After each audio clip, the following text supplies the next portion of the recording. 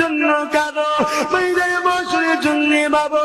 সাহাবারা বলতে লাগলে, ইয়া রাসূলুল্লাহ হাবিবাল্লাহ, ময়দানে মাশরটা কেমন হবে? আল্লাহ নবী বললেন, বাবা সাহাবারা, তোমাদের মা তোমাদের হবে না, তোমাদের স্ত্রী তোমাদের হবে না, তোমাদের বেটি তোমাদের হবে না, তোমাদের স্বামী তোমাদের হবে না। যদি আমি রাসূলুল্লাহ বলি, কেউ কারো হবে না। এমনকি উলঙ্গ থাকবে, এত কঠিন গিরাবে, কেউ কারো দিকে তাকাবার মতো সময়টা পাবে না, সবাই নফসি নফসি করবে।